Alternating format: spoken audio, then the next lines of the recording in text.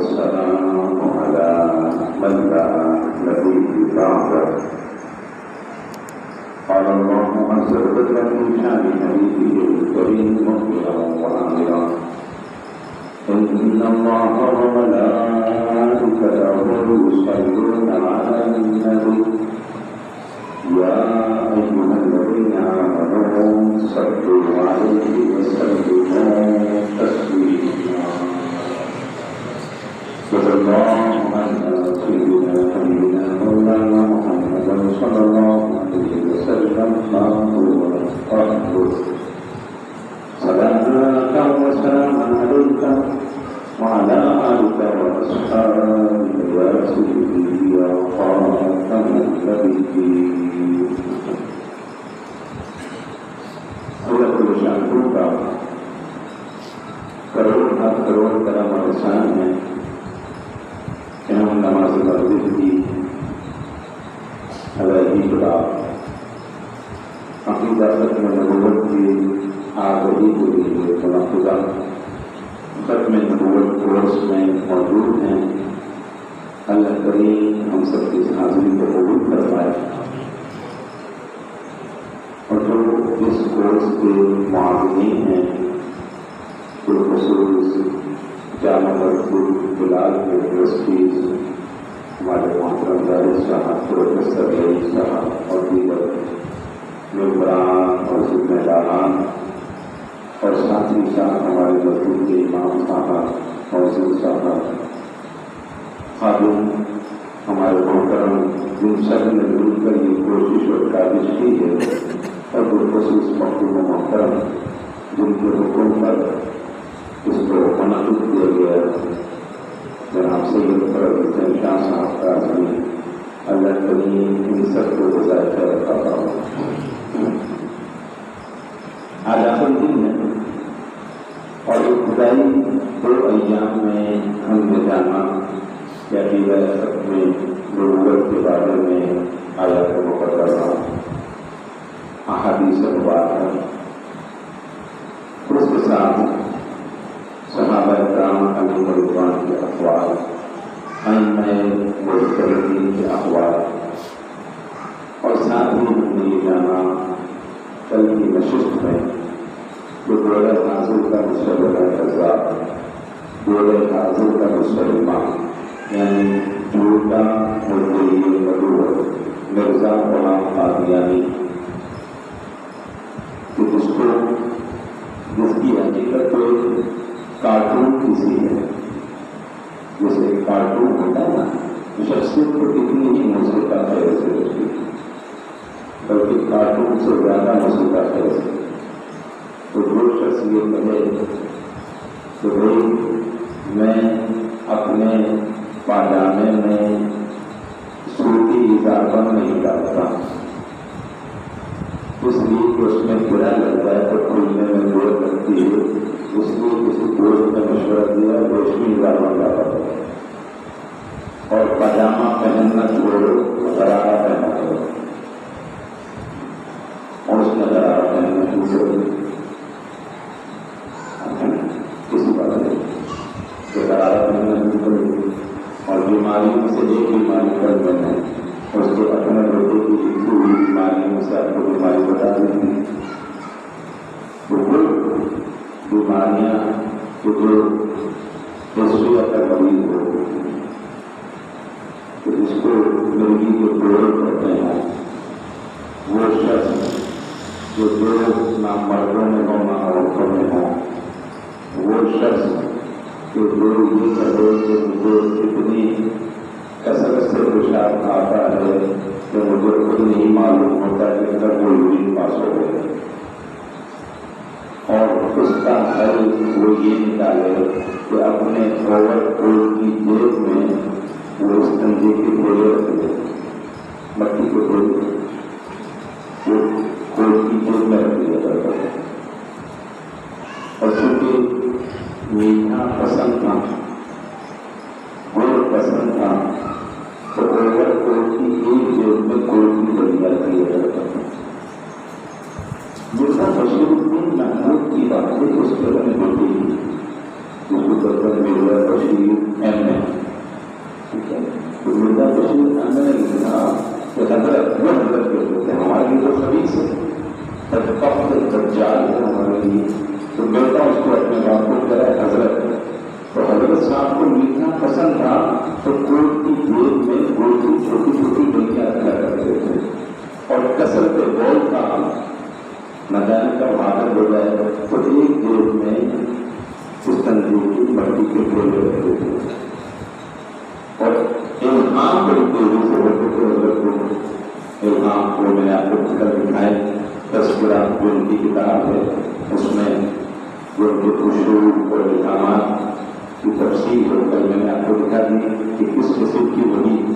اس پر ترتیب دی اور الہامات ہوتے تھے مختلف زبانوں میں، پنجابی میں بھی وہی آتی تھی اس کے اوپر، ہاں پنجابی میں وہی آتی، سنسکرت میں وہی آتی، انگریزی میں آئی شیل ہیلپ یو یہ وہی کہتے ہیں، تو تیرا خدا تجھ سے فرماتا ہے آئی شیل ہیلپ یو، اور آئی شیل ہیلپ یو یہ انگریزی کے حروف تہذیب میں نہیں ہے،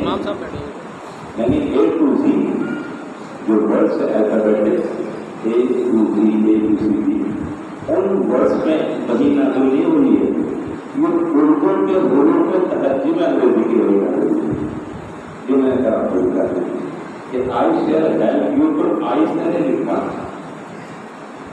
ایسا کی ڈبل ایل شیل نہیں لکھا، H E L P help نہیں لکھا، بلکہ الف مد آ حمزہ چھوٹی کی آئی شین یہ روسی نام ساکن شیل آئی شیل ہے لام اور پھر ساکن ہیلپ آئی شیل ہیلپ یہ واؤ بولوں آئی شیل ہیلپ یو یہ انگریزی بولی ہے، مجھے کرتے اس بات میں ہنسی آ رہی ہے اور آگے بھی چاہیے آتی ایسی ہے کوئی انگریزی بولی ہے تو انگریزی الفاظوں میں آئے، ہندی ہے تو ہندی کے حروف میں آئے، انگریزی تو بھی اردو حروف میں کیسے آ گیا؟ یہ تو 100 سال پہلے کی بات ہے، 2 سال پہلے کی بات ہے، تو آج تو ظاہر سی بات ہے وہ رومن جو لینگویج ہے وہ عام ہو گئی ہے تو ہم اردو بھی اور انگریزی میں ملتے ہیں، ٹھیک ہے نا، معلوم ہوتا کر کے کوئی انگریزی آ گئی، اردو میں آ رہا ہوں میڈیا ہے میں ڈبل آ رہا ہوں تو سب مجھے نہیں ملے گا، رومن اردو ہوتی ہے، تو آج یہ ہم جو ہے وہ جیسا غلام قادیانی جو کل نبوت کا دعوے دار ہے بدبخت کذاب اور دجال وہ اس کی یہ ساری باتیں بتا رہا ہوں، تو اس کی ضرورت کا تعلق ہوتی تو اس کا بیٹا لکھتا ہے کہ حضرت کے اوپر کثرت الہام کی وجہ سے اتنا دباؤ ہوگا کہ بعض اوقات اتنے مصروف ہوتے اس جلد بازی میں وہ اس تنجی کا ڈھیلا بن رہتے تھے اور اردو میں نظر کرتے تھے، یہ تو بیٹے روحانی خزائن کا 22 گھنٹے میں لے کر آیا تھا آپ کے سامنے، اتنا وزن روزانہ لانا اور پھر دکھانا، آنکھوں کو بھی نہیں اس طرح نہیں آتا اور ہم بھی جتنا بیان کر رہے لیکن لکھا ہوا تھا، پھر ایک دن کے لیے اس لیے آ رہا ہے کہ آپ کو معلوم ہو جائے کہ یہ کوئی ان کا تہمت یا زیادتی یا غرور نہیں ہے، حقائق ہے، تو ایک کارٹون سے بدتر شخصیت جسے انگریز نے مینپولیٹ کیا، پین کیا اور عوام الناس کے سامنے صدر صغیر نے جب ان کا دوسری بولتا تھا انگریزوں کا برٹش گورنمنٹ کا انہوں نے اس کو بطور کر دی پیش کر دی، تو یہ 2 دن کے اندر ان تمام چیزوں کو ہم نے جانا، اب جب اس کے بارے میں ہم جان چکے اور عقیدہ کرتے ہیں لوگوں کے بارے میں جان چکے تو اس تحریک عقیدہ کرتے نبوت کی جو تحریک ہے بلکہ تحریک ہے تو یہ تحریک کری ہے اور اس عقیدے کا سب سے پہلے تحفظ کرنے والے خلیفۃ الرسول امیر المومنین سیدنا ابوبکر صدیق رضی اللہ عنہ سب سے پہلے آپ نے تحفظ کیے، معلوم ہوا کہ مسلمہ کذاب کے پیروکاروں کی، اس کے ماننے والوں کی تعداد 1 لاکھ سے زائد ہو گئی ہے. 1 لاکھ سے زائد. پورے صدیق کے اپنے جہاد کا اعلان کر دیا اور اعلان کرتے کہ کوئی جوان مدینے کے کسی گھر میں نظر نہیں آئے. بالکل نکلا، بالکل ہر کوئی صحابہ اٹھا رہی. ایک نبی پاک سے متصل دور ہے نا، تو اس وقت کون ہوں گے مسلمان ہو؟ عام مسلمان تو نہیں ہوں گے. کبھی کبھی کرتا ہوں تو بالکل جڑا ہوا دور ہے. ٹھیک ہے، تو اس کو جو مسلمان ہوں گے ایمان ہوں گے وہ کون ہوں گے؟ یا صحابی یا تابعی. اس سے کم تو نہیں ہوگا نا. بالکل وہ جہاد کے لیے نکلے اور اہل مدینہ کہتے ہیں، اہل مدینہ کہتے ہیں کہ یہ یمامہ کی جنگ ایسی انگریز جنگ تھی، یہ اتنا زبردست معرکہ تھا کہ ایسی جنگ ہم نے نہ اس سے پہلے کبھی دیکھی نہ بعد میں کبھی دیکھی. اس سے پہلے کبھی دیکھی نہ بعد میں. یہ ایسی جنگ تھی کہ جس میں 1200 صحابہ اور تابعین شہید ہوئے. 1200. اور اس سے پہلے جو ہم مدنی جو دیکھیں وہ جو نبی پاک صلی اللہ علیہ وسلم کا جو غزوہ بدر سے جہاد شروع ہوتا ہے، تو غزوہ بدر سے دیکھیے پیارے نبی پاک صلی اللہ علیہ وسلم کے ظاہری حساب تک، پیارے نبی پاک کے ظاہری پردہ فرمانے تک جتنے غزوات ہوئے، جتنی جنگیں ہوئیں، ان تمام غزوات اور جنگوں کی تعداد مورخین نے 55 لکھی. 55. اور ان 10.5-11 سالہ دور میں جو صحابہ اور تابعین شہید ہوئے ان کی تعداد 254 ہے. کتنے؟ 254. بعد میں 259 لکھا. 254 259 بس یہ تعداد زیادہ تر ہے تاریخ کی کتابوں میں. 11 سال وہ جنگیں جو اسلام کے لیے ہوئی ہیں، ان میں شہید ہونے والے صحابہ کی تعداد تقریباً 254. تو یہ ایک جنگ جو عقیدہ ختم نبوت کے لیے لڑی گئی، اس ایک جنگ میں شہید ہونے والے صحابہ اور تابعین کی تعداد 1200. اور یہ جنگ کس مقصد کے لیے لڑی گئی؟ ختم نبوت کے تحفظ. یہ ختم نبوت کے تحفظ کے لیے لڑی گئی. یعنی امیر المومنین خلیفۃ رسول سیدنا ابوبکر صدیق رضی اللہ تعالی عنہ بتا کر چلے گئے، ہمارے سامنے یہ پیمانہ رکھ کر چلے گئے کہ یاد رکھنا عقیدہ ختم نبوت پر کمپرومائز نہیں،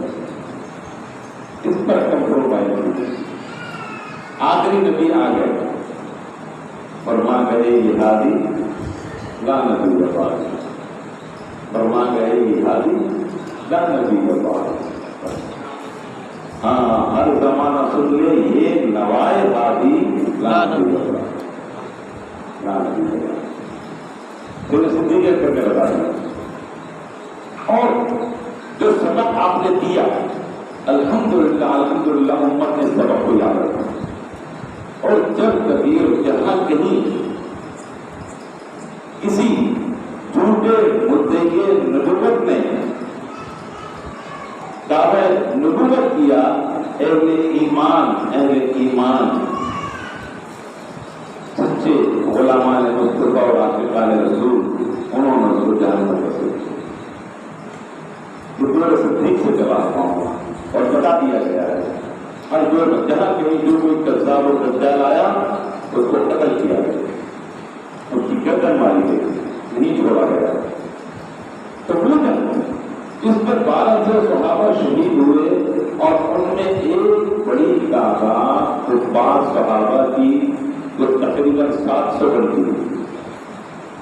700 حفاظ صحابہ اس جنگ میں شہید ہوئے. اب آپ کے سامنے یہ اس کی اہمیت آتی امپورٹنس آپ سمجھ گئے. میں بس اپنا قریب کریں اور آپ کے موضوع پر آ رہا ہوں اگر یہ بات آپ کے سمجھ میں آ گئی تو ہم دیکھتے ہیں کہ جب مرزا غلام قادیانی نے دعوی نبوت کیا، علماء اہل سنت تشریف رکھ کی، فتاویٰ جاری ہوئے، کتابیں لکھی گئیں، تحریر تقریر ہر اعتبار سے اس کا مقابلہ کیا گیا، لیکن کیونکہ بدبخت تھا، کذاب اور دجال تھا مرزا غلام قادیانی، تو اس اعتبار سے نئی نئی چال بازیاں وہ کرتا رہتا. کبھی کہتا کہ آ جاؤ تو کچھ لوگ میں جواب دوں گا، میرے سامنے کوئی آ جائے کوئی تفسیر لکھ لے، تفسیر قرآن کی تفسیر لکھ لیجیے اور نیوٹرلس کو کچھ بٹھا دیجیے، وہ فیصلہ کر دیں گے. ایک تفسیر میں لکھتا ہوں، ایک تم میں سے کوئی لکھے، جب اس فیصلہ کر دیں گے تفسیر کس کی اچھی ہے، تفسیر کس کی قرآن و حدیث کے قریب ترین ہے. دعویٰ کیا اس نے قربان جائیں علماء اہل سنت سے کہ وقت کے غوث اور وقت کے مجدد حضرت اعلیٰ پیر سید مہر علی شاہ سبحان اللہ مہر علی شاہ، جب آپ کو اس کا یہ دعویٰ پہنچا کہ وہ یہ دعویٰ کرتا ہے کہ تفسیر لکھ لیں، تو حضرت اعلیٰ غوث الوقت پیر مہر علی شاہ اللہ رحمہ فرماتے ہیں کہ اس بدبخت جھوٹے کذاب اور دجال سے کہو کہ تفسیر لکھنے کی کیا بات ہے،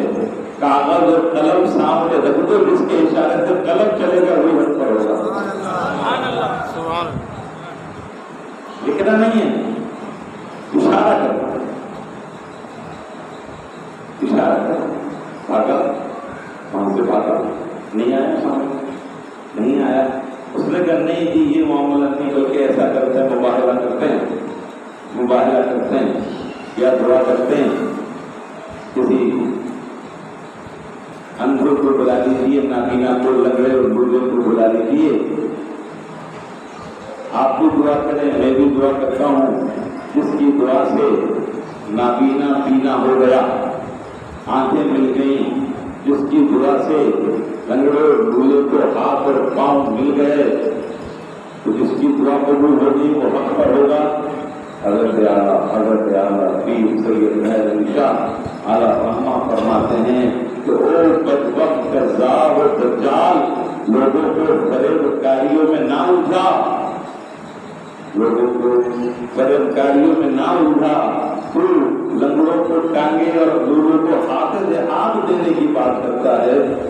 آج بھی رسول اللہ کے ایسے سچے غلام موجود ہیں کہ وہ اشارہ کر دے تو مردے زندہ ہو، مردے زندہ ہو، اندھوں کی اور لنگڑوں کی بالکل شدت مت کے ساتھ اس کا مقابلہ ہوا. سامنے امام اہل سنت مجدد ملت امام الشاہ احمد رضا خان محدث بریلوی، آپ نے تو کمال کر دیا. ایک فتویٰ آتا کہ حضور یہ شادی کا معاملہ ہے اور گرداسپور میں اس کا موضوع قادیان، وہاں پہ جس شخص نے دعوی نبوت کیا ہے جھوٹا، اس کا پیروکار ہے، اس کی بیٹی ہے، ایک یہ میرا بیٹا ہے، تو کیا یہ نکاح ہو جائے؟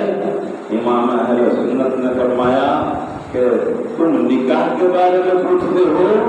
جو اس نکاح میں شریک ہوگا اس کو بھی تجدید ایمان کرنا ہوگا. جو اس میں شریک ہوگا، جو گواہ بنے گا، وکیل بنے گا، اس کو تجدید ایمان کرنا ہوگا. یہ معمولی بات نہیں ہے. پیارے نبی پاک صلی اللہ علیہ وسلم کے گھر میں نبوت پر ڈاکہ ڈالا جا رہا ہے، یہ معمولی بات نہیں ہے. علماء اہل سنت کی پوری تعریف کے پاکستان کا جب آغاز ہوا اور اس وقت بھی یہ معاملہ سامنے آیا، میٹنگ ہوئی، اور تحریک پاکستان میں جہاں کہیں جو میٹنگز ہوتی تھیں ہمیں پاکستان کے مشورے کے لیے، وہاں پر عموماً یہ قادیانی لابی جا کر ہمیشہ پاکستان کے خلاف ہوتے، ہمیشہ یہ حقیقت ہے، اور ہماری بات پہ یقین نہ ہو تو علامہ اقبال سے پوچھ خود علامہ اقبال نے کئی میٹنگ میں سے قادیانی کو اٹھا کے بھیجا۔ علامہ اقبال تشریف لائے، دیکھا سامنے دو تین قادیانی کو لیڈر بیٹھے ہوئے، انہوں نے کہا یا تو ان کو اٹھا لو یا مجھے اٹھا لو، میں نہیں بیٹھتے ایسے، یا ان کو باہر کرو یا میں جاتا ہوں، آپ سمجھ گئے تھے۔ اور اس کے بعد آپ نے کہا، علامہ اقبال رحمہ نے کہا کہ یہ قادیانیت یہ مذہبی معاملہ نہیں ہے، یہ سیاسی فتنہ ہے، یہ سیاسی فتنہ ہے، مذہب سے تو کوئی تعلق نہیں، مذہب سے بنتا ہی نہیں کہا، یہ مذہب کا کوئی فرقہ سے بنتا ہی نہیں۔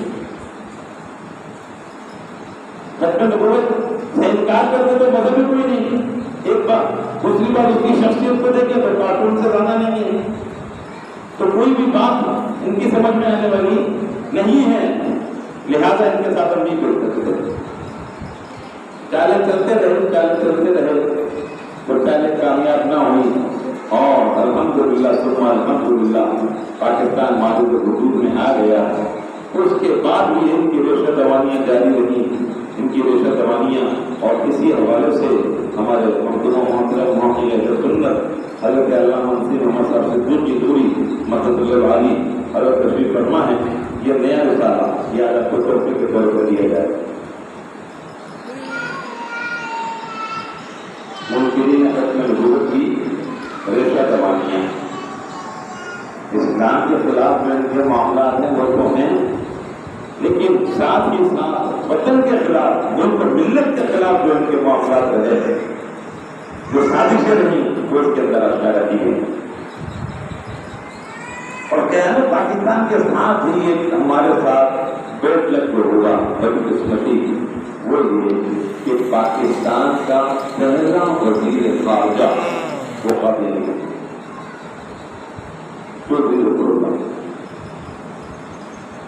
پہلا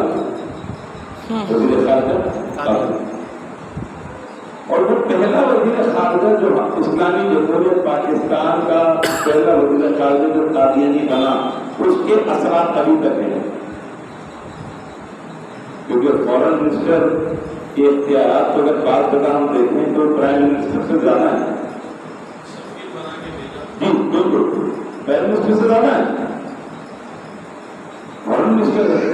اور کچھ نہیں، چن کر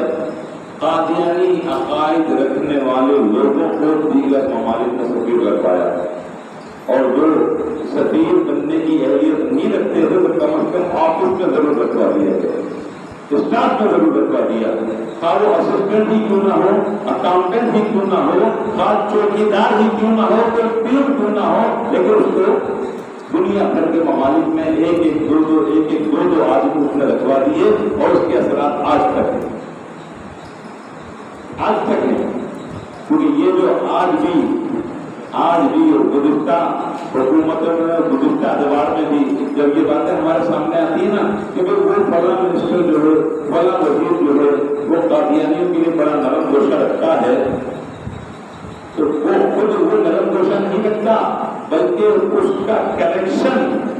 فورن آفس کے ذریعے قادیانیوں کے ہیڈ کوارٹر، جو ان کا ہیڈ کوارٹر تل ابیب میں ہے، جی تل ابیب اسرائیل میں، اسرائیل کے اندر قادیانیوں کا ہیڈ کوارٹر ہے، اور اسرائیلی فوج کے اندر تقریباً 2000 سے زائد قادیانی شامل ہیں، جی اب آپ بتائیے، آپ اسرائیل جا سکتے ہیں، پاکستان کا کوئی فرد اسرائیل جا سکتا نہیں جا سکتا، پین لگاؤ، ویزا، آپ پاسپورٹ بنوائیے، پاسپورٹ پہ لکھا ہوا ہے valid for all countries except Israel, passport ہی قابل قبول نہیں ہے وہاں پر اسرائیل کا پاکستان کا پاسپورٹ، ٹھیک ہے، اور ہمارے ہمارے تو تعلقات ہی نہیں چل رہے تھے. اس کے باوجود کبھی کوئی نہ کوئی وقت اسرائیل چلا جاتا ہے. ابھی روز کا دنوں آپ نے دیکھا شرما پہلے خبریں آئیں کہ فلاں وقت کیا فلاں وقت کیا فلاں لوگ گئے. تو میرے دوستوں اگر کسی منسٹر کے حوالے سے کسی وزیر کے حوالے سے یہ بات سامنے آئے اتنا وہ بڑا نرم گوشہ رکھتے ہیں وہ قادیانی کے متعلق ان کی رائے ذرا کچھ ہلکی ہے اتنے سخت نہیں ہے تو سمجھ جائیے کہ ان کا کنیکشن اسرائیل سے ملا ہوا ہے. اور یہ قادیانی اور اسرائیل تو الگ باتیں نہیں یہ ایک ہی تو چوتھی ظفر اللہ جس کو سر ظفر اللہ ہمارا پکچر سے سر ظفر اللہ فورن منسٹر سر ظفر اللہ. اگر میری بات پہ یقین نہیں تو قائد اعظم محمد جناح علیہ رحمہ رحمۃ اللہ علیہ پرسن کہہ رہا ہوں اس لیے کہ اگر آپ کے ذہن میں یہ بات ہوتا ہو کہ وہ تو یوں تھے علماء موجود ہیں یہ آپ کو بتا دیں گے کہ وہ کون تھے اس بات سے زیادہ لگا لیجیے کہ حضور قائد ملت اسلام قائد اہل سنت امام شاہ احمد نورانی صدیقی علیہ رحمہ کے قائد جان حضرت علامہ غلام جیلانی علامہ نذیر احمد خجندی بیروٹی علیہ رحمہ نذیر احمد خجندی علیہ رحمہ وہ جب دہلی کی جامع مسجد میں امام تھے تو اس وقت قائد اعظم نے جو دوسرا نکاح کیا تو اس کو علامہ نذیر احمد خجندی علیہ رحمہ کے سامنے بٹھایا. علامہ نے اسلام قبول کروایا نکاح پڑھایا اور پھر دورہ دیا. پتہ چلیے قائد اعظم کون تھا ٹھیک ہو گیا. تو قائد اعظم محمد علی جناح ان کا جب انتقال ہوا اسی شہر کراچی میں نماز جنازہ ہوا. نماز جنازہ میں فورن منسٹر موجود ہے ظفر اللہ موجود ہے. نماز جنازہ نہیں پڑھی. اگلے دن کے اخبارات موجود ہیں آپ پڑھ لیجیے. پوچھا صحافیوں نے کہ آپ جناح صاحب کا جنازہ نہیں پڑھیں گے. انہوں نے کہا بھائی جناح صاحب کو مسلمان سمجھ لو یا مجھے سمجھ لو کیونکہ جسے قائد اعظم نبی مانتے تھے انہیں میں نہیں مانتا اور جنہیں میں نبی مانتا انہیں قائد اعظم نہیں مانتا. یعنی فورن منسٹر پہلا جو ہمارا تھا وہ کن کو نبی مانتا. آج کے دجال مرزا غلام قادیانی تو اس نے کہا کہ میں مانتا ہوں قائد اعظم اسے نبی نہیں مانتے. تو اس لیے مجھے آپ اسلامی ملک کا کافر وزیر اعلیٰ کہہ رہے ہیں کافر ملک کا مسلمان وزیر داخلہ کہہ رہے ہیں. آپ ہر دھرمی دیکھ رہے ہیں. ہر دھرمی کیسی ہے آپ ہر دھرمی دیکھیے کہ ایک مسلمان ملک کا آپ چاہیں تو مجھے کافر کہہ دیں ورنہ دوسری بات یہ ہے کہ ملک کافر ہے رہنے والے سب کافر ہیں. میں مسلمانوں کے ملک غلام قادیانی کو نہیں مانتا ہوں. کتنی ہے ٹھیک ہو گیا. پہلا وزیر خارجہ اور اس کے ساتھ ساتھ وزیر خارجہ بن گیا. ظاہر سی بات ہے ایک بات تو یہ کہ جو فورن آفس کے اندر انہوں نے کام کیا. دوسرا اہم ترین وہ جو مائگریشن کر کے آ رہے تھے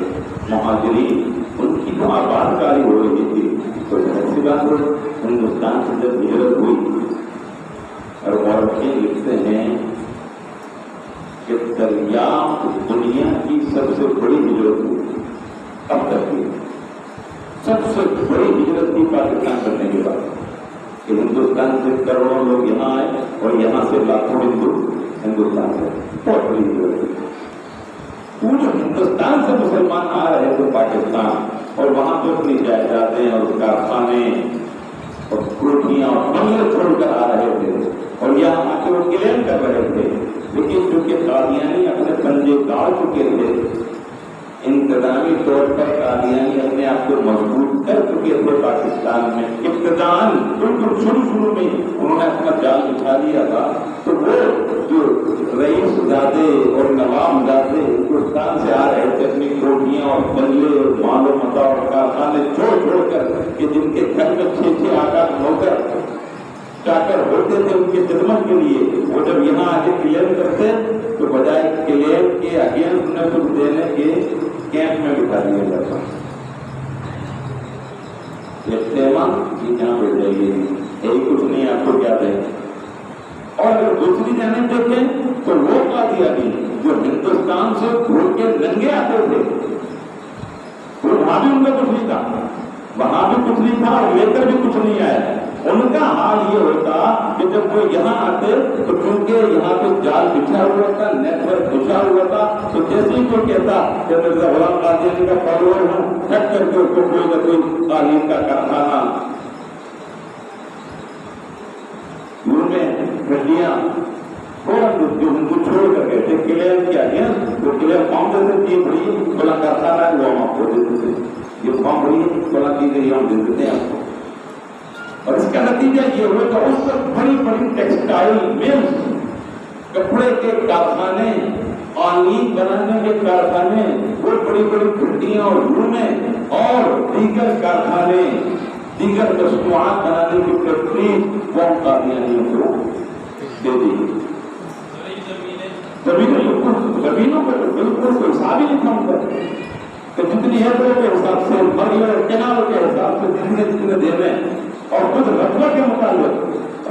متعلق آتا ہے کہ رقبہ جو انہیں الاٹ کیا گیا 1925 میں، 1925 میں، اور اب کیا ہے 2022، 3 سال کے بعد 99 کی لیز ہوتی ہے نا، تو 99 سال کی لیز پر جو ہزاروں ایکڑ جگہ انہیں دی گئی، اس کے بارے میں آتا ہے کہ 1 آنا فی مرلہ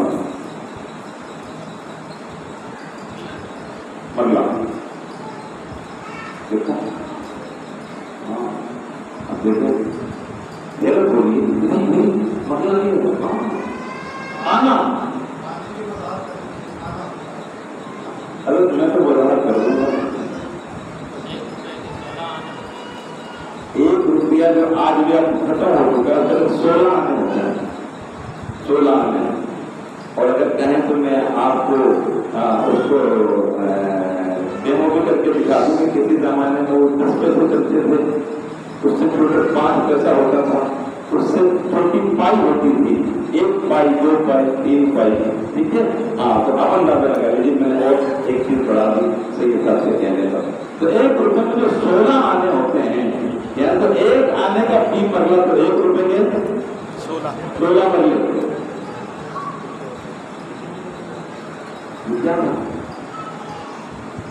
یہ ایڈمنسٹریٹو انہوں نے اپنا چال بچھایا ہوا تھا اور اپنے کام کر رہے تھے. تو رقبہ کی زمین کی سستے بالکل کوڑیوں کسی بھی کم کے بھاؤ میں دے دی گئی. یہ جب اس طریقے سے انہوں نے اپنے پنجے گاڑنے شروع کیے، نہ صرف انتظامیہ پر بلکہ سیاست اور ریاستی سطح پر بھی محفوظ اور مضبوط ہوتے چلے گئے، مضبوط تر ہوتے چلے گئے، یہاں تک کہ جب انہوں نے اپنا جشن منانے کا پروگرام بنایا 1950 اور 51 کے اندر، تو رقبہ کی تاریخ میں اس وقت 1951-52 میں جو ایئر مارشل تھا، ایئر مارشل کو قادیانی تھا، اور اس نے اپنے جہازوں کے ساتھ اس وقت کے جلسے کو سلامی دی، قادیانیوں کے جلسے کو سلامی دی. اور یہی کام کراچی میں ہوا، رقبہ میں سلامی دی سالانہ جلسہ، اور کراچی میں جہانگیر پارک، یہاں پہ ان کے سالانہ جلسے پر جہازوں سے پتیاں، پھولوں کی پتیاں نشاور کی گئی، پھولوں کی پتیاں. سرکاری جہاز کسی جلسے پر پھولوں کی پتیاں نشاور کرے تو اس کا کیا مقصد ہے؟ سرکاری سرپرستی. اس کا کیا مقصد ہے کہ صرف اس پائلٹ کی رضامندی ہوتی ہے؟ جی کیا صرف پائلٹ کی رضامندی ہے؟ جس ایئر بیس سے اس نے فلائی کیا کیا اس ایئر بیس کے ہیڈ کی رضامندی ہے؟ نہیں میرے دوست، نہیں۔ تو یہاں سے لے کے آج کی دارالحکومت اسلام آباد اس وقت کراچی ہی تھا، تو آج کے حساب سے میں کہہ رہا ہوں کہ کراچی سے اسلام آباد تک پوری سرکاری مشنری کی پرمیشن سے یہ کام ہوا۔ تو سب تو دارالحکومت کراچی ہی تھا، تو اس کا مطلب اوپری سطح تک مکمل طور پر ان کی گرفت ہو چکی تھی، انتظامیہ پر بھی، سیاست پر بھی اور ریاست پر بھی۔ تبھی تو مرزا طاہر نے اعلان کیا کہ ہم پاکستان کے ٹوٹنے کے قریب ہیں یا پاکستان کو قادیانی ریاست بنانے کے قریب۔ دو مشن دیکھتے، دو مشن، یا تو اکھنڈ بھارت ہو جائے، پاکستان ٹوٹ جائے، اور یہ وصیت کرتے رہے۔ ابھی جو رسالہ آپ کو دیا جائے گا سوال جواب کا، یہ 186 کوسچن اینڈ آنسر ہیں اس کے اندر، یہ آپ کو دیے جائیں گے۔ تو اس کے اندر یہ سوال ہم نے لکھا ہے کہ وہ کون قادیانی بدبخت ہے کہ جو اکھنڈ بھارت کا خواب دیکھتا تھا اور اس نے کہا تھا کہ اگر میں مر بھی جاؤں تو یاد رکھنا کہ پاکستان کے ٹوٹنے کی کوششیں کرتے رہے۔ جو اس سے پہلے تھا اس نے کہا بول تک کوشش کرنا پاکستان نہ بنے، اور بن جائے تو جلد اس کا وجود ختم ہو جائے، جلد از جلد اس کا وجود ختم ہو جائے۔ تو یہ ان کے ہاں رہتا تھا، اور عموماً ان کی کوششیں اور کاوشیں اور سازشیں یہی ہوتی تھی۔ آئیے جی، مرزا بشیر الدین محمود، یہ سوال نمبر 103 ہے، یہ آپ کو دیا جائے گا انشاءاللہ، آج آپ کو تفصیل کیا جائے گا۔ 186 سوالات ہیں اور 2 سے 3 لائنوں کا جواب ہے، تو 1 لائن کا جواب ہے۔ کئی آیات مبارکہ کا اردو ترجمہ، انگریزی ترجمہ، پھر احادیث مبارکہ، عمدہ تراجم اور تحریک ختم نبوت، اور بہت سارا مواد اس کے اندر ہے۔ یہ رسالہ دعا کریں اللہ کریں اس کو چھاپنے والوں کو، لکھنے والوں کو بڑے سوال عطا فرمائے، اور جو آپ اس کو تقسیم کریں تو اللہ تعالیٰ آپ کو بھی بڑے سوال عطا فرمائے کہ ہر گھر کے ڈرائنگ روم میں یہ سینٹر ٹیبل پر رکھا ہوا ہونا چاہیے، تاکہ آپ کو جو لوگ احباب مہمان آئیں وہ اٹھائیں، اس کو پڑھیں، تو پھر آپ سے کہیں گے ہمیں بھی دے دوں، ہمیں بھی اپنے بچوں کو یہ سوالات یاد کروائیں۔ تو اتنی موٹی کتاب اگر یہ میں آپ کو دوں پڑھ لیں، ہم تو یہ بھی پڑھتے ہیں صحیح صاحب، دین کے لیے یہ 1000-800 کی کتابیں باقاعدہ، یہ بھی ہمارے لیے مشکل نہیں ہے، الحمدللہ یہ بھی پڑھتے ہیں، لیکن کیا پڑھ لیں گے؟ نہیں پڑھ سکتے، یہ جان کی ابھی اس کے اوپر میں آپ کی بات سے اس کی مختصر کرتے 32 صفحے ہیں، 186 سوالات ہیں، اور ابھی 7 ستمبر پر الحمدللہ یہی اسکول میں میرا جانا ہوا، تو جہاں ان اسکول میں طلبا کے درمیان اس کا مقابلہ رکھا گیا سوال جواب کا، اور 186 سوالات ہیں۔ انتظامیہ نے مجھے کہا کہ 150 جن کو یاد ہے آپ 150 سوالات میں سے جواب دے دیں، اور 150 سوالات میں نے پوچھے، اور یقین جانیے کہ میں سوچ رہا تھا کہ ان کو لیس مارکنگ کہاں سے کروں، تو کہاں ریڈکشن ہونے کی، چھوٹے بچے 5 to 8 کے بچے تھے، 5, 6, 7, 8 کلاس، تو اس کی نگر میں کیا ایک سوال بتا رہا ہوں، ایک سوال یہ ہے کہ مرزا بشیر الدین نے ہندوستان کی تقسیم پر اپنے منہ سے کیا گندے الفاظ کہے؟ جواب، ہم ہندوستان کی تقسیم پر رضامند تو ہوئے لیکن خوشی سے نہیں بلکہ مجبوری سے، اور ہم کوشش کریں گے کہ کسی نہ کسی طرح متحد ہو جائیں، یعنی اکھنڈ بھارت ہو جائے، پاکستان ٹوٹ جائے بس۔ تو یہ رکنا کی انگریزی دوانی ہے بڑی، اور یہ 50s کے اندر یہ سمجھ چکے تھے کہ پاکستان قادیانی اسٹیٹ بنا کے بنا، لیکن پھر وہی سنی جیپر کا سبق یاد آ گیا، رسول نے دیا تھا کہ ہر چیز پر کمپرومائز ہے، لیکن عقیدہ ختم نبوت پر کمپرومائز نہیں۔ ہمیں اس میں گنجائش ہی نہیں ہے کہ اگر معمولی سا بھی شک پیدا ہو گیا تو شاید کہ شاید کوئی نبی آئے یا آ جائے یا آ سکتے ہیں، تو اس کا مطلب یہ ہوا کہ یہ قرآن مجید برہان رشید اس کی حیثیت ختم۔ جب نبی آئیں گے تو شریعت لائیں گے، نئے رسول آئیں گے تو شریعت لائیں گے، تو اس شریعت کی حیثیت پھر مجاہدین، پھر جہاد، پھر کلمہ، پھر اللہ کے حبیب کا مقام اور مرتبہ اور منصب، پھر قرآن کی آیت اور اس کے خلاف ہو گیا، تو اس میں ذرہ برابر ہوئی عقیدہ ختم نبوت میں شک کی گنجائش نہیں ہے۔ میرے دوستو، علماء اہل سنت نے جب یہ دیکھا کہ ان کی روشن روانیاں بڑھتی چلی جا رہی ہیں، پاکستان کے خلاف یہ زہر بھگتتے چلے جا رہے ہیں، ایک عظیم تحریک جو 53 کی تحریک ختم نبوت کے نام سے مشہور ہے، اس کا آغاز ہوا پنجاب، اس کا مرکز تھا مسجد وزیر خان جامع حزب الانام داتا دربار، یہ مراکز تھے، کراچی میں آرام گاہ مرکز تھا۔ اس طرح ہر صوبے کے اندر، ہر بڑے شہر کے اندر ختم نبوت کا کوئی نہ کوئی مرکز بنا ہوا تھا، اور یہ تحریک چلی، اور تحریک کا صرف ایک ہی نعرہ تھا کہ جو وزیر داخلہ یعنی چودھری ظفر اللہ قادیانی ہے، اس کو برطرف کیا جائے، ایک قادیانی جو کلیدی عہدوں پر براجمان ہیں انہیں ہٹایا جائے، دو، اور تیسرا ربوہ کو کھلا شہر قرار دیا جائے، ربوہ کو کھلا شہر قرار دیا جائے، کیونکہ ربوہ اس وقت ریاست کے اندر ریاست تھا، جی پاکستان کی فورسز ربوہ میں داخل نہیں ہو سکتے تھے، اس پر 25 کی بات ہے، بات موجود ہے، دیکھ لیجیے، ان کی پرمیشن کے بغیر وہاں کا تھانے دار نہیں لگتا تھا، ان کی پرمیشن کے بغیر وہاں کا کمشنر ڈپٹی کمشنر وہاں کارروائی نہیں کر سکتا تھا، ایسا انہوں نے وہاں پہ نظام بنایا ہوا تھا ربوہ کے اندر، تو کھلا شہر کرا دیا جائے ربوہ کو۔ یہ 3 مطالبات تھے، اس کے لیے تحریک کری، لیکن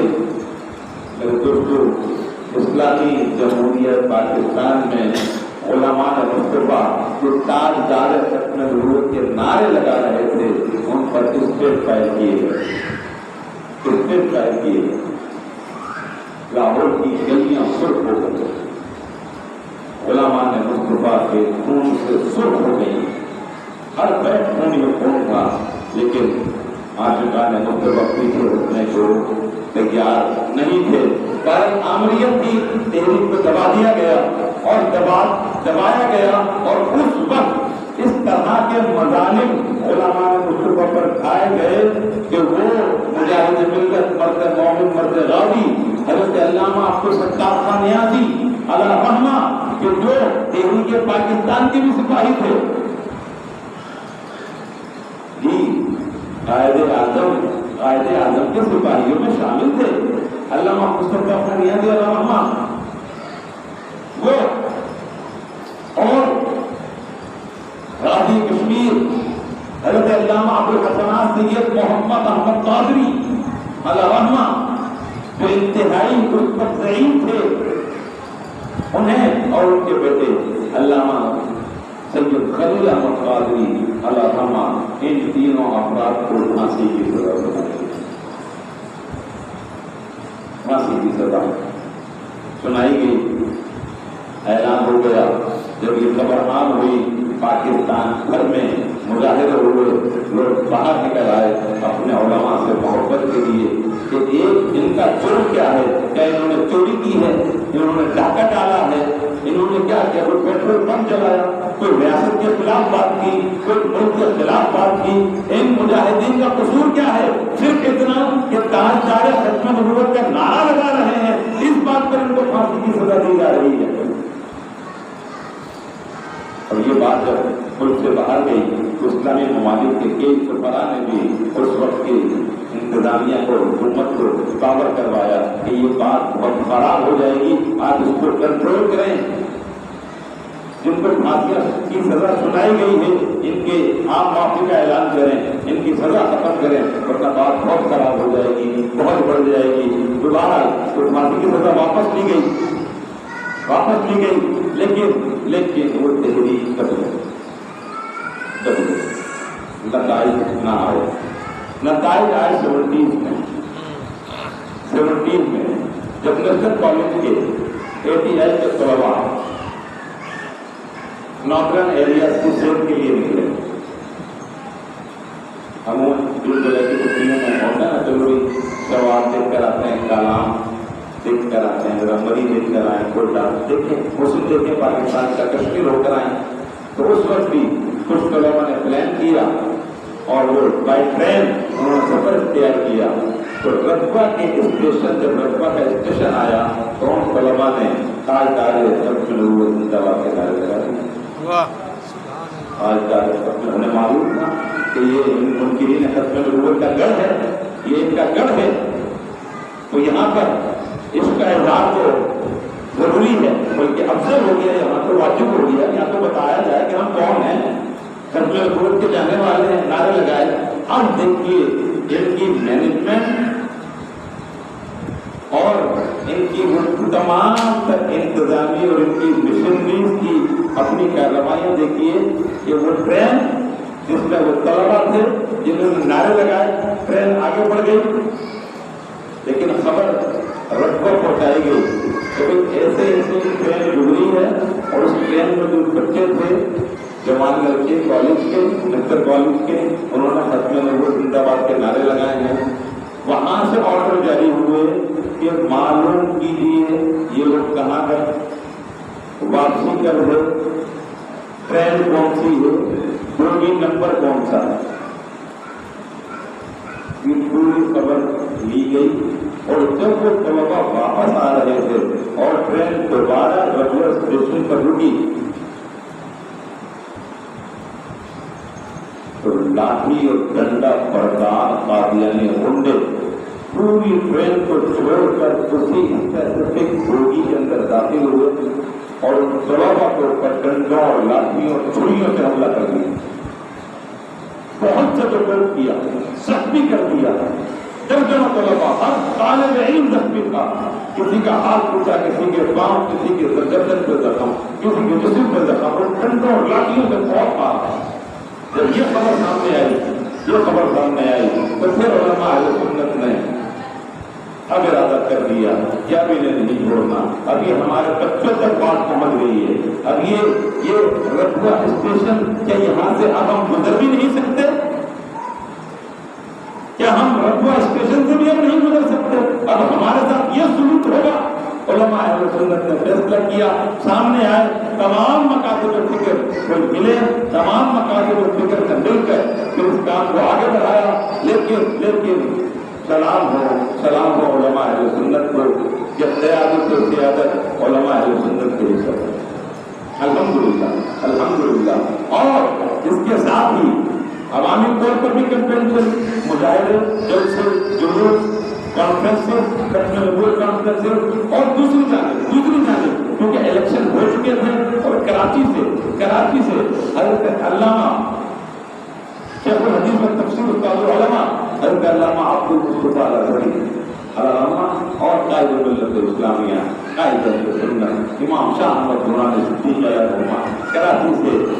ممبر قومی اسمبلی منتخب ہو کے پارلیمنٹ میں پہنچے، کئی علماء پہنچے تھے، کئی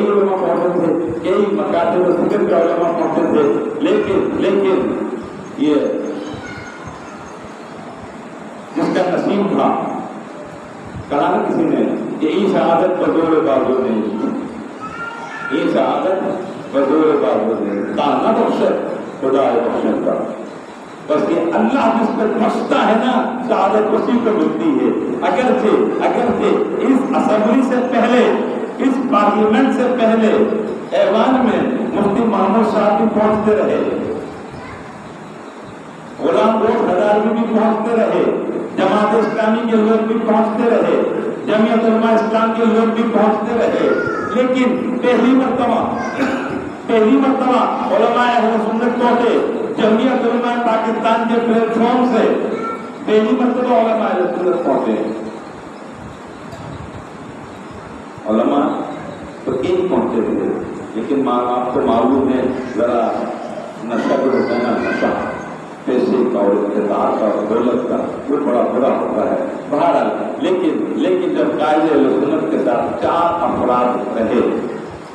4 افراد قائد ملت اسلام میں حضرت علامہ عبدالقادر علیہ الرحمہ، محمد احمد رضوی علیہ الرحمہ اور مولانا ظفر اللہ سیاسی علیہ الرحمہ، یہ 4 افراد ہیں۔ تو صحابیوں نے پوچھا کہ بھئی اور آپ کے جو ممبران تھے وہ تو خود کو بھی پیارے ہو گئے، تو قائد ملت اسلامیہ نے فرمایا کہ قادیانیوں کا جنازہ اٹھانے کے لیے 4 لوگ ہو، سبحان اللہ، اب ان کا جنازہ اٹھانا ہے، ہم 4 کافی ہیں، اسمبلی سے ان کا جنازہ نکلے گا۔ اور پھر قائد اہل سنت نے وہ قرارداد پیش کی کہ اس کے ذریعے منکرین ختم نبوت کو غیر مسلم اقلیت قرار دیا ہے۔ یہ پوری ایک تاریخ ہے، پوری ایک تاریخ۔ اسمبلی کی کارروائی صرف کسی کے اوپر اگر بیان کیا جائے تو کئی گھنٹے نہیں، کئی دن چاہیے، اور اگر علامہ صاحب جیسا وہ شخص ہونا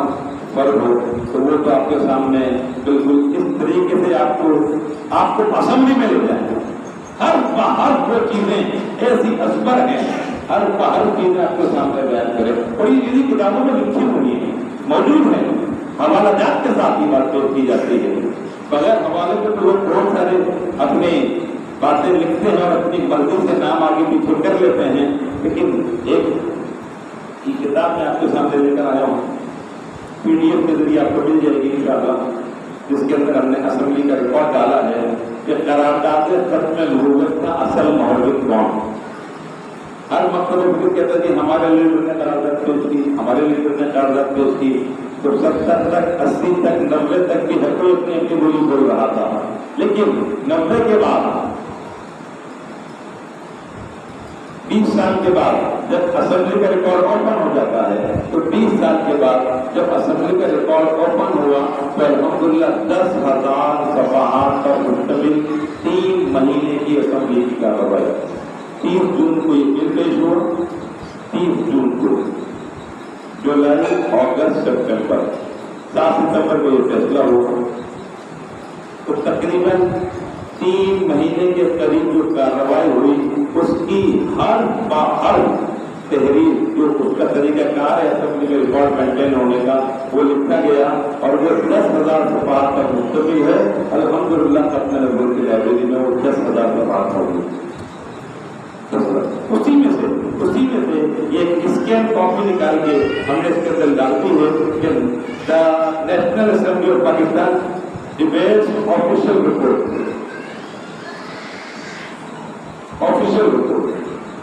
اسمبلی کے ریکارڈ میں، اسمبلی کے ریکارڈ سے یہ پیجز ہم نے نکال کے اسکین کیے ہیں، اور یہ رسالہ سید صاحب نے بہت عرصے سے کہا ہوتا آ گیا ہے اور انشاءاللہ پیش کرنا ہے سید صاحب کو یہ رسالہ۔ تو یہ اسمبلی کا ریکارڈ بتا رہا ہے کہ قرارداد پیش کرنے والا کوئی اور نہیں، صرف اور صرف شاہ احمد درانی۔ سبحان اللہ۔ اب تو سن بھی کہتا ہے اسمبلی کا ریکارڈ، اب آپ سوچ رہے ہوں بل پیش ہوا اور پاس ہو گیا، دیکھا سب کچھ کتنی آرام سے ہو گیا، وہ بھی اس وقت کہ جب مرزا غلام قادیانی کا پودا مرزا ناصر اس نے یہ کہا کہ بھئی ہمارے خلاف بل پیش ہوا ہے اسمبلی میں تو ہمیں آنے تو دیں اسمبلی میں، جو سوالات آپ کے ہیں ہم جواب دیں گے، ہمیں بھی آنے دیں، ہم اپنی باتیں کریں گے، ہم اپنی صفائی پیش کریں گے۔ تو ایک نیا مسئلہ ہو گیا کہ جو پارلیمنٹ کا ممبر نہیں اس کو پارلیمنٹ میں بلایا جائے، یہ اس وقت کے پارلیمنٹیرین کو بھی یہ معلوم تھا کیونکہ وہ جانتے ہی نہیں تھے، لیکن قربان جاؤ مبلغ اسلام کے، تو جو نہ خود مبلغ اسلام ہے بلکہ والد بھی مبلغ اسلام، دنیا میں گھومتے تھے، دنیا میں اس وقت وہ یونوں کے اندر تقریریں کرتے تھے उस वक्त वो अमेरिका और सूरीनाम में और मॉरिशस में और इंग्लैंड में और यूरोप की पार्लियामेंट में जाकर बयान किया करते थे। जब ये बात सामने आई मिर्जा नासिर की कि मैं भी पार्लियामेंट में आऊंगा, असेंबली में इमरान परेशान हो गए, स्पीकर खालिद अहमद खान को उनको कैसे बुलाया जाए। कायदे मिल्लत इस्लामिया ने बताया कि भाई यूरोप में भी ऐसा होता है, तो जो मेंबर ऑफ पार्लियामेंट नहीं होता और उसको कुछ कहने का यानी मौका देना है कि वो कुछ कहे, तो सिर्फ इन कैमरा सेशन होता है, इन कैमरा। तो आप ऐसा कर लीजिए। और ये यूरोप में होता है, अमूमन डेमोक्रेटिक कंट्रीज में उनमें ये तरीका कार होता है। तो ये बात भी कायदे मिल्लत इस्लामिया ने बताई। तो लोग कहते हैं मौलाना कुछ जानते नहीं है, मौलाना आजम को कुछ पता ही नहीं होता। ऐसा नहीं है, ऐसा नहीं है। बात यह है कि आप मौलाना हजरत के पास बैठेंगे तो आपको मालूम होगा कि इसके पास क्या क्या है। आप नहीं देते, आप अहमियत नहीं देते, आप जानते नहीं होंगे, बस जो सोशल मीडिया पे आगे वो आगे बढ़ा देते हैं। तो भारत ये 3 महीने की कार्रवाई यही बख्तियार अटॉर्नी जनरल उनका बहुत काम उसके अंदर कायदे मिल्लत इस्लामिया की तारीफ किया करते थे कि जब अटॉर्नी जनरल यही बख्तियार हमारे साथ सारी रात जागते थे और जो दलाइल उन्होंने देते, जो सवाल उन्होंने देते, उन्हें वो पार्लिमानी लैंग्वेज के अंदर लिख के फिर सुबह वो क्वेश्चन करते, क्योंकि मेंबर बराह रास्त क्वेश्चन नहीं कर सकता था, अटॉर्नी जनरल करता था। तो वो उनकी बहुत तारीफ करते थे। और कायदे मिल्लत इस्लामिया ये फरमाया करते थे कि ये खत्म नबूवत का जो बिल पास हुआ, ये जुल्फ़िकार अली भुट्टो के दस्तखत हुए रहे, कायदे ऐवान थे, वज़ीर आज़म थे, उन्होंने दस्तखत किए। अगर ये ऐसे ही नहीं करती है शुरू में तो बड़ा पीपल्स पार्टी ने बड़ा जोर लगाया कि ये तहरीक भी दम जाए, जो हकीकत है। लेकिन जब तहरीक ना दबी तो मजबूरन तो हुकूम को सरेंडर होना पड़ता है। हुकूम सरेंडर हो, बिल पेश हुआ और बिल पेश करने के लिए कायदे मिल्लत इस्लामिया, कायदे अहले सुन्नत, इमाम शाह अहमद दुरानी सिद्दीकी अलैहि रहमत जब लीडर ऑफ अपोजिशन के पास जाएंगे। अब बात देखिए कि किरदार क्या होता है इंसान का। किरदार जो कैरेक्टर है ना आपका, असल कैरेक्टर है कि आप कौन हैं, आपकी हैसियत क्या है, सामने वाला आपके लिए क्या राय रखता है। आपकी असल हैसियत वो है जो सामने वाला आपके लिए रखता है। अपनी तो आप तारीफ करते ही रहते, सामने वाला आपको क्या कहता है। तो बिल के ऊपर जब अपोजिशन लीडर के दस्तखत थे, और अपोजिशन लीडर कौन थे उस वक्त, खान अब्दुल वदीद खान, सोशलिज्म सेकुलरिज्म जिनकी मक्की में, जिनके मंशूर में लिबरलिज्म, उसके दाई। भाई हम मजहबी मामला में नहीं करते, हमारा मजहबी मकसद हमें तो सियासत करनी है, सिर्फ इनकलाब लाना है हमें तो, क्योंकि ऐसी असर होने वाला था उस वक्त, ऐसी असर होने के नारे लग चुके थे, सोशलिज्म के नारे लग चुके थे। तो कायदे मिल्लत इस्लामिया जब उनके पास गए और उन्हें बिल उनके सामने रखा,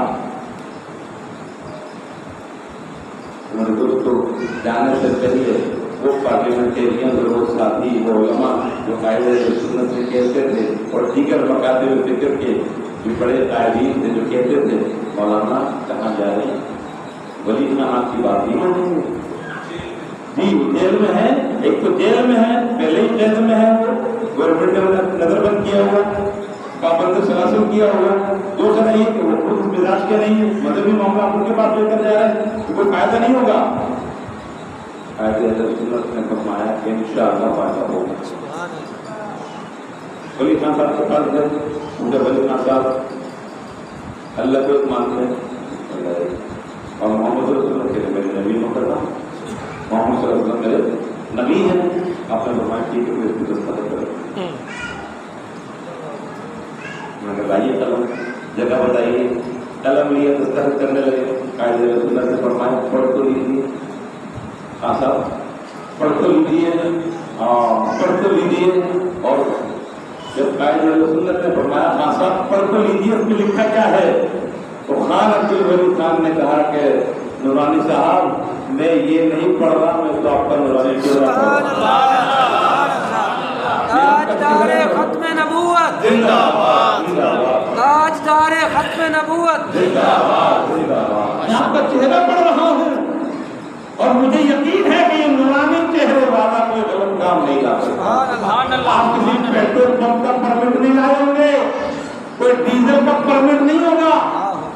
کوئی پلاٹ کا پرمٹ نہیں ہوگا، اپنے بیٹے کی نوکری کی درخواست نہیں لائے ہوں گے، آپ لائے ہوں گے تو دین کی بات بھی لائے ہوں گے۔ میں آپ کا چہرہ پڑھ رہا ہوں، بل نہیں پڑھ رہا۔ عزیزان محترم، بہت کوشش ہوئی اور کل ہی بات ہو رہی تھی، ہمارے علامہ صاحب نے بھی بتایا اور بڑی مشہور ہے یہ بات کہ جس وقت یہ سیشن چل رہا تھا 3 مہینے کا، اس 3 مہینے کے دوران قائد اہل سنت نے جو سفر کیے پیغام دینے کے لیے، ختم نبوت کی تحریک کو چارج رکھنے کے لیے، کیونکہ اسمبلی میں بھی تحریک چلانی تھی اور باہر بھی۔ حکومت اتنے آرام سے نہیں مانتی ہوئی، حکومتیں اتنی آرام سے نہیں مانتی، باہر سے بھی تھوڑا سا خرچہ پانی دینا پڑتا ہے، مسالہ پھر اندر سے بھی مسالہ دینا پڑتا ہے۔ تو قائد اہل سنت راوی بیان کرتا ہے کہ 40,000 میل کا سفر کیا، 40,000 میل۔ اسمبلی کا سیشن ختم ہوتا، سفر میں نکل جاتے، بیانات، رابطے، میٹنگ، جلسے، جلوس، پھر رات کو یحییٰ مختار کے ساتھ میٹنگ، پھر صبح اسمبلی کا سیشن، پھر میٹنگ، پھر جلسے، پھر جلوس۔ آپ اندازہ لگائیے 2 مہینے 10 دن کے اندر 40,000 میل کا سفر۔ جی بالکل صاحب اس کے موجود ہے، یہ قادیانیت پر آخری ضرب پروفیسر صاحب نے رسالہ لکھا لاکھ کلو کی قادیانیت، اس کے اندر یہ روایت موجود ہے۔ پروفیسر صاحب نے خود لکھا کہ حضور قائد اہل سنت نے 40,000 میل کا سفر کیا ان 2 مہینے 10 دن میں، جب سے جلوس اور لوگوں کو موٹیویٹ کرنے کے لیے، عوام کو چارج کرنے کے لیے جاتے تھے۔ بھارت بل پاس ہوا، قادیانی غیر مسلم مقید قرار دیے گئے، دوستوں وقت مکمل ہو گیا۔ 2-3 منٹ تک بچے میرے پاس ایک اہم ترین چیز میں آپ کے سامنے لے کر آیا تھا۔ کل کچھ دوستوں نے مجھ سے کہا تھا کہ اب یہ بتائیے کہ ہم ان کے لیے کیا کر سکتے ہیں۔ تو سب سے پہلی بات یہ کہ ان کے لیے سب سے اہم یہ کہ ہمیں ان کا معاشی بائیکاٹ کرنا، بہت تیزی سے آگے بڑھنے کے ضروری ہے۔ ان کا قادیانیوں کا معاشی اکنامکلی بائیکاٹ، اور اکنامکلی بائیکاٹ کس طرح ہوگا کہ قادیانیوں کا جو پروڈکٹ ہے وہ ہمیں استعمال نہیں کرنا، جو پروڈکٹ ہے ہمیں وہ استعمال نہیں کرنا۔ اس کوشچن آنسر کے رسالے میں پوری لسٹ دے دی گئی ہے، قادیانی میں کون سے پروڈکٹ ہیں اس میں پوری لسٹ موجود ہے، ان سے بچنا ہے بالکل۔ اور دوسری اہم ترین بات ایک حوالہ دے کے آگے بڑھوں کہ 31 کے اندر جب روس افغانستان میں آیا، رشیا، اور وہاں کے راستے کھلے، تو قادیانیوں کا کہنا ہے، الفضل اخبار ان کا لکھتا ہے کہ ہمیں رشین لینگویج میں قرآن مجید کا ترجمہ کرنا تھا۔ قادیانی عقائد کے مطابق فنڈ تھا نہیں،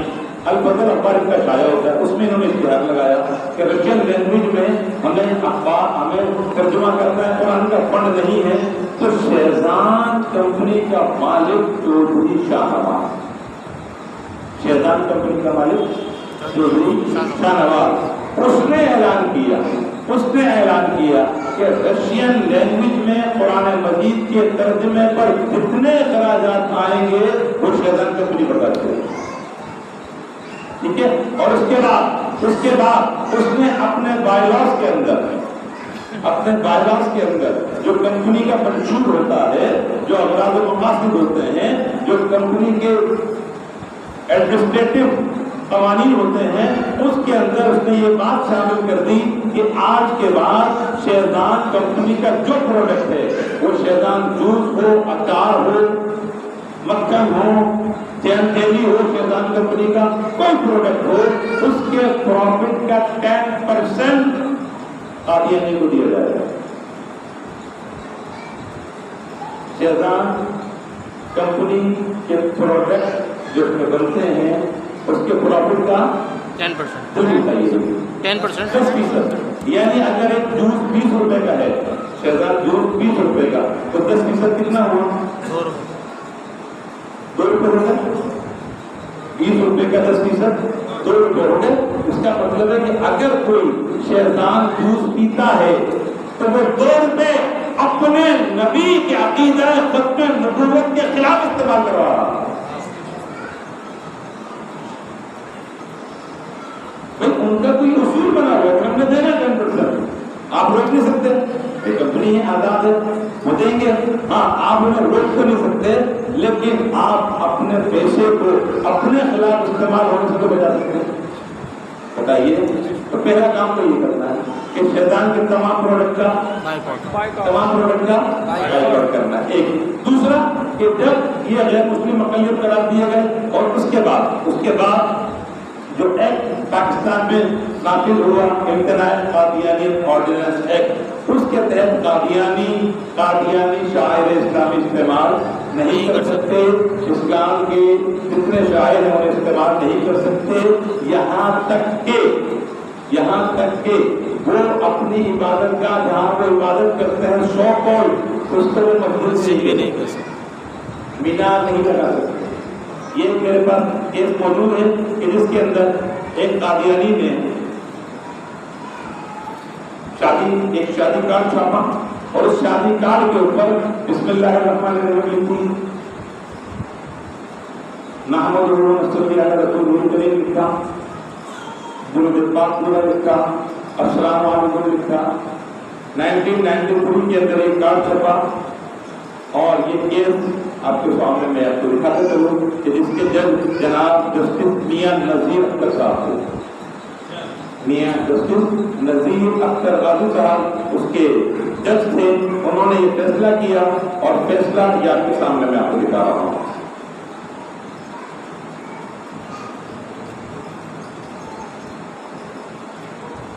پھر حوالہ پڑھ کے آگے بڑھ جاؤں گا بلکہ گفتگو مکمل کر لوں گا. اس کے اندر قاضی راجہ پاکستان کی دفعہ 295A 295B اور 295C کی خلاف ورزی کی گئی. اور کیا کیا گیا کہ انہوں نے اپنے شادی کارڈ کے اوپر اسلامی شاعر استعمال کیے، یعنی وہ الفاظ جو ہم صحابہ کے لیے رسول اللہ کے لیے آل بیت کے لیے استعمال کرتے ہیں وہ انہوں نے استعمال کیے. اور جب اس کے خلاف پٹیشن دائر کی گئی تو ان کا وکیل جو مبشر لطیف قادیانی تھا اس نے کہا کہ جناب یہ کوئی بہت غلط بات تو نہیں ہے، کوئی بھی لکھ سکتا ہے نحمدہ و نصلی علی رسولہ الکریم، کوئی بھی بسم اللہ الرحمن الرحیم لکھ سکتا ہے. جب اس نے یہ دلائل دیے تو پھر وکیل صاحب نے جو پنجاب کے اٹارنی جنرل بھی تھے، ایڈوکیٹ جنرل بھی تھے اور پٹیشنر کی طرف سے جو وکیل تھے، انہوں نے پھر اس کا حوالہ اور جواب دیتے ہوئے کہا کہ پاکستان کا جو ایکٹ ہے وہ انہیں پابند کرتا ہے کہ وہ باتیں جو مسلمانوں سے منسوب ہے یہ استعمال نہیں کر سکتے کیونکہ یہ غیر مسلم ہے. اس لیے ان باتوں کو آپ سامنے رکھیے. اگر کہیں کوئی قادیانی آپ تبلیغ کرتا ہوا نظر آئے، کتابیں بانٹتا ہوا نظر آئے، لٹریچر بانٹتا ہوا نظر آئے تو لڑائی جھگڑا کرنے کی ضرورت نہیں ہے، سیدھے تھانے جائیں اور اس کے خلاف FIR کروائیں کیونکہ یہ آئین کی خلاف ورزی کر رہا ہے. اگر کوئی ایسا کر رہا ہے تو آئین کی خلاف ورزی کر رہا ہے اور آئین کی خلاف ورزی کرنے والے کے خلاف آپ مقدمہ درج کروا سکتے ہیں. اگر آپ کو مطالعہ کرنا ہے تو قادیانی کے خلاف عدالتی فیصلے بڑی اہم کتاب ہے. قادیانی کے خلاف عدالتی فیصلے جہاں قادیانیوں کی روانیاں ہیں جو انہوں نے اسلام کے خلاف کام کیے، محمد مزید خالد صاحب نے اس کے اندر ان تمام فیصلوں کو جمع کیا کہ جہاں پاکستان کی کورٹس نے انہیں پابند کیا کہ کوئی بھی قادیانی مسلمانوں کے شاعر استعمال نہیں کر سکتا. وآخر دعوانا الحمدللہ رب العالمین.